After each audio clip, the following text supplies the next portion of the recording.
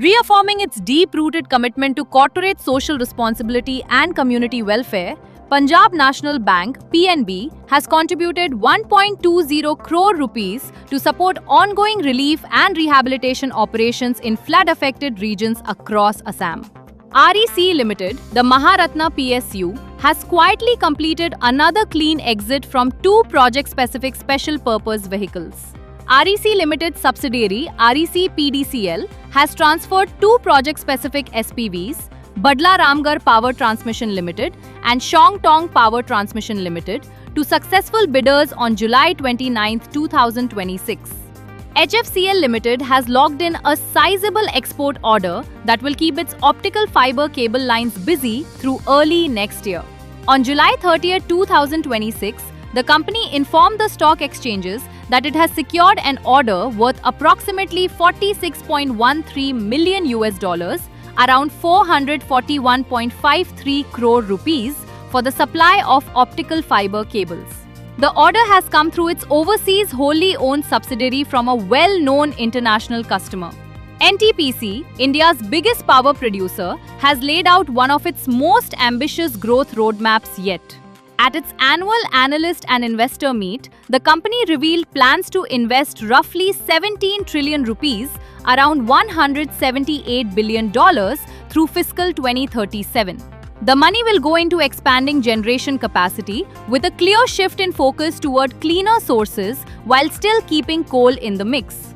The Ministry of Coal is giving a strong push to coal gasification in India. It has announced an investment of 37,500 crore rupees to accelerate the shift towards cleaner use of coal. The goal is clear: build a more modern, efficient, and sustainable coal ecosystem while reducing dependence on imports.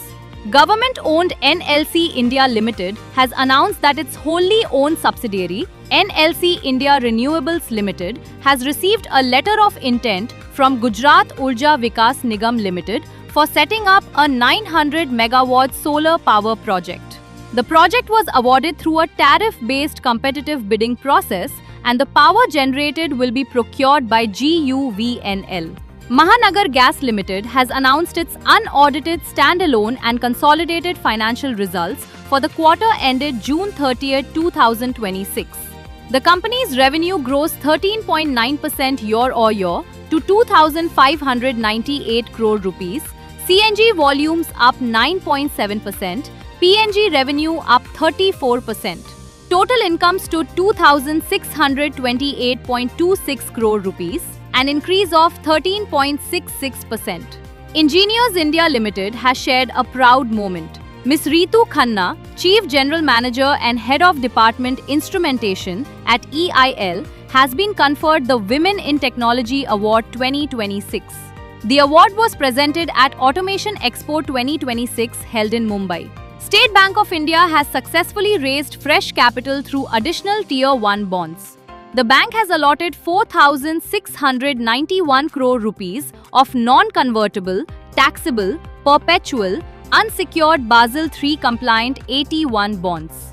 The bonds carry a face value of 1 crore rupees each. A total of 4,691 bonds were issued. The coupon rate is fixed at 7.75%. Oil India Limited has signed a Memorandum of Understanding with the Municipal Corporation of Delhi. The agreement is for setting up compressed biogas plants that will use segregated organic municipal solid waste generated in Delhi.